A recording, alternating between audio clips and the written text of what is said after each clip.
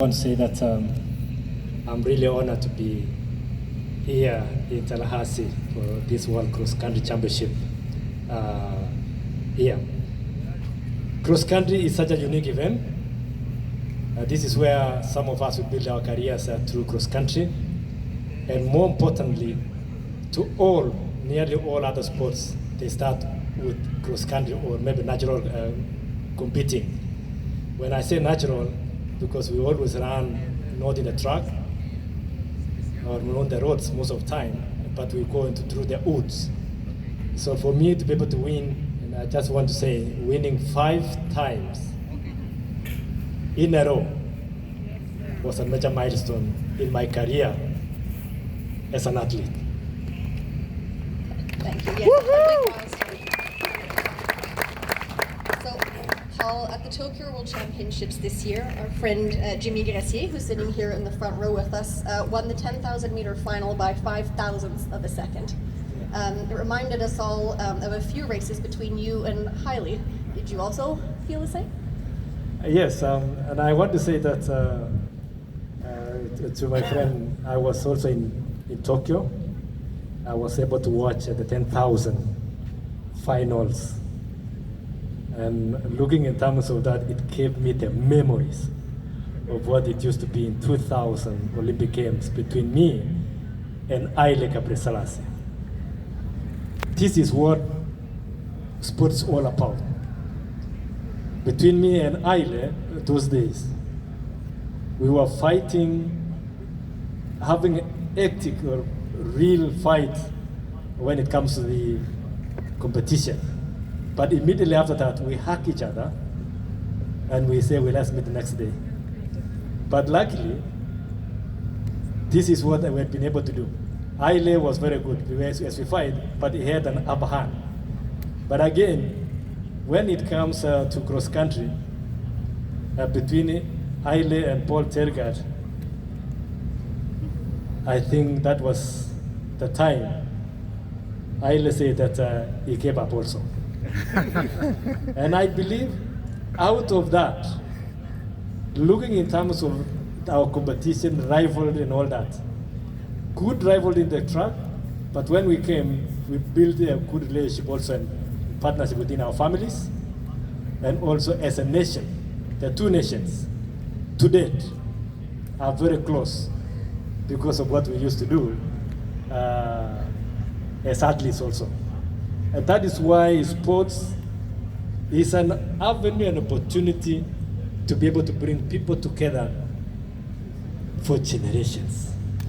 So I want to say that I'm very proud that as part being in sport for many years, and I'm still able to see what the sport has given to even the newer generations, like these guys who are competing tomorrow. So thank you very much, and I'm happy to be part of this. Thank you, Paul. And one last one based on your comments there. The running community is one of the biggest global communities sports-wise in the world. And it's the basis, cross-country is the basis of all running. So how important would you say that cross-country running is to an athlete's career path? Yes, cross-country is such a unique discipline. Every time, like even when we're here, you could see the courses. It's winding, going down, up. The beauty of it is it gives the athletes an opportunity, not only by winning, but also even in going even way after retirement, even for the wilderness. The way you are running, it's not like when you are competing in the road race. When you are on the tarmac throughout, it's not easy. Or when we are competing the track, it's different. But this cross country, you see different sceneries, going down, going up, very sharp corners and all that. That is the uniqueness of cross country. And for me, cross country is my heart. This is what I love very much. Thank you so much, Paul. Thank you, Amanda, Taylor, Seb. I'm now going to open the floor to some questions from the media. So if you can please raise your hand, let us know your name and outlet, and we will get to as many of you as we can. questions? Gentleman over here, if we can get a microphone to him, please. In the red. Gentleman in red, thank you. Hey, I'm Matt from WCTV, the local news here in Tallahassee. I had two questions, both for the president. Sir, could you give us a sense of how big this event is? We hear Super Bowl, you hear Olympic level. Could you put that in perspective for us? And then I had a follow-up if I could. Oh, it's much bigger than the Super Bowl or the Olympic game. Next question. No, look, we're delighted to be here. We've got we've got 50, circa 50 countries. Even by every other world championship standard, 50 is a really good turnout. You know, it's not your 210, 200 and whatever we have for our world championships, but on the track. But this is a really good turnout, and it's very much in keeping with where we've got 450 athletes here, and we've got, as I said, nearly 50 countries. That's a great turnout, and actually, the nature of this course, I think, will be a real eye-opener for people when they are watching on the numerous platforms that they will be following the events tomorrow on. And then my follow-up question, there's been reports that some athletes are not able to come, that their visas were denied by the State Department. Could you detail, in detail, how many athletes from which countries and that sort of thing? No, I can't, and it's not a running commentary, I think, that's appropriate, but what I would say is visas are an increasingly complicated issue, and not certainly limited to where we are here. And it's not just one, it isn't just one factor.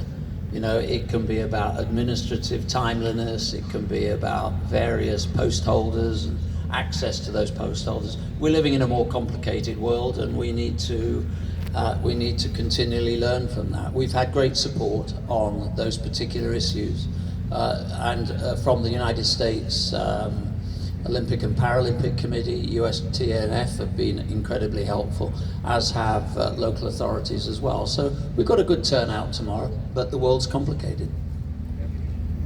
Thank you. Next question, Jonathan, please. Jonathan Gould here from Let'sRun.com. Question also for Seb. It was a follow-up about that visa issue. I was just curious, has the problems getting to this meet for some of these countries, Ethiopia in particular, will that affect World Athletics' decision to host future championships in the United States? No. Okay. Yes, gentleman in the back. Hi, Mike Sandrock from the Boulder Daily Camera in Boulder, Colorado. So thanks for you guys all coming here. So you're Lord Co now, is that correct? We can. Well, just for 23 years, yeah. So Lord Co, we can say that. Hey, just to follow up on what you said, that the world is a more complicated place than when you were racing, and follow up on what Paul said about how sports and running can bring people together for generations, like Paul said. Can you elaborate on that a little bit and give us your feelings on that? How running in this event can bring the world a little bit closer together? Well, look, I will go to my grave knowing that the most potent social worker in any community is sport, as our commissioners have evidenced, and our local organising committee will know the impact that has at a local level. And if it's used properly, and it's not always used properly, but if it's used properly, it can be one of the deftest international diplomats. And I've never known a sport arrive or depart from a country that hasn't left that country in better shape politically, culturally, socially. And I will always go on believing that. What is complicated, I don't think I probably need to spell that out. Those are issues that are way above my pay grade as the president of World Athletics, but my approach has always been to be historically as supportive as we possibly can under whatever system we are confronted with. And I've never known anybody, head of state, prime minister, president, members of the royal family, that haven't wanted to see their events be the most successful they possibly can be. But I think it's worth remembering that if you look at, I referred in my opening remarks to the 6 World Championships that we're staging in the course of our year, and we have the Ultimate Championships in Budapest at the end of the year, which is a very important format for us and an incubator for change. It is that pretty much we are present on every continent on the globe, and while the world is disconnecting and uncoupling in some quite dramatic ways, the one continuum in all that is sport. And I always remind my colleagues, and they certainly don't need reminding, that we are not only present in those countries, we're trading, we're building political relationships, and those relationships make a huge difference, and they will stand our sport in good stead going forward. So within the complications and the challenge, there lies massive opportunity, particularly for athletics, which is by a distance the largest and the most impactful Olympic sport. Thank you. We have time for one last question for this first group. Yes, please. I'm David Monti from Race Results Weekly in New York. Paul, when you were the winner those 5 times, you had to run 12 kilometers and not 10.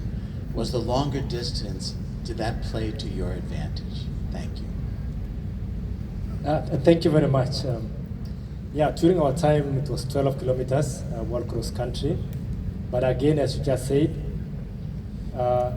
it is not the distance. It is the discipline itself. So cross country, that is why we are having, the dynamics has really changed. That's why we are having also the team sport, the team that when they are running together, especially between the men and the female and the cross country, which we didn't have those days. So it is dynamic, things are changing, and I believe that whatever that we are doing, like this kind of event, things have changed, really changed, and we are happy that with World Athletics, what they are doing, also even now trying to push to cross country to be part of Winter Olympic Games. That's a big step. That's how we want to see. Thank you very much. Thank you all. That concludes part 1 of the press conference. So thank you. We can have a nice round of applause for all of our speakers. Thank you. We're going to do a photo op with the athletes and the county administrator and county commissioner. So if we could ask the athletes to please come up, and we'll all take a group photo together. So anyone wanting a photo, you can please come forward.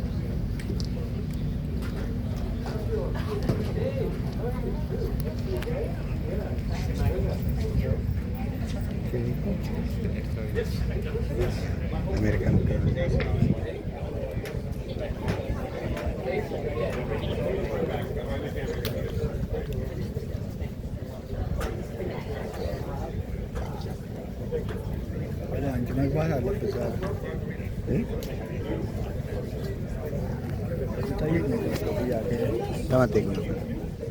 Last because the future on the Origala land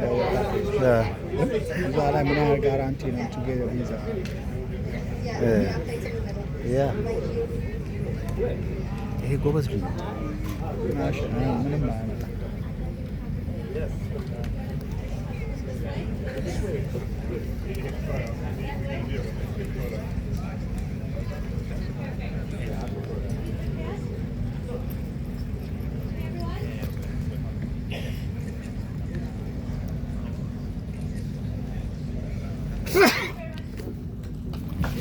Thank you, everyone.